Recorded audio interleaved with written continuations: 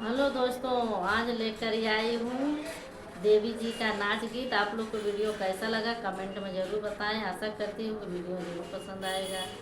Video कैसा लगा comment में ज़रूर बताएं। देवी दरबार में बजेला हारमोनिया, देवी दरबार में बजेला हारमोनिया, देवी दरबार में। अरे दुर्गा पैरा टिकवानी रे कैसारी दुनिया, देवी दरबार में बजेला हारमोनिया, देवी दरबार में बजेला हारमोनिया, देवी दरबार में। अरे दुर्गा पैरे नाथियानी रे कैसारी दुनिया, देवी दरबार में बजेला हारमोनिया, देवी दरबार में बजेला हारमोनिया, देवी दरबार में।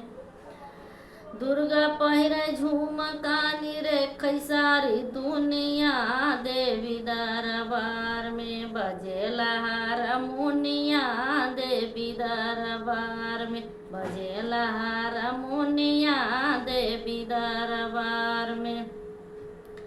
दुर्गा पहिरे हारवानी रे कैसारी दुनिया, देवी दरबार में बजेला हारमोनिया, देवी दरबार में बजेला हारमोनिया, देवी दरबार में। दुर्गा पहिरे कांगनानी रे कैसारी दुनिया, देवी दरबार में बजेला हारमोनिया, देवी दरबार में बजेला हारमोनिया, देवी दरबार में। दुर्गा पहिरे कर धननी रे कैसारी दुनिया, देवी दरबार में बजेला हारमोनिया, देवी दरबार में बजेला हारमोनिया, देवी दरबार में।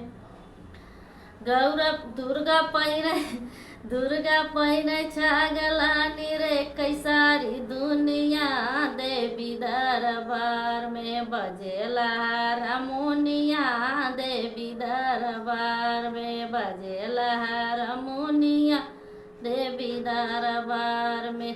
दुर्गा पहिरे चुनरी रे कैसारी दुनिया, देवी दरबार में बजेला हारमोनिया, देवी दरबार में बजेला हारमोनिया, देवी दरबार में।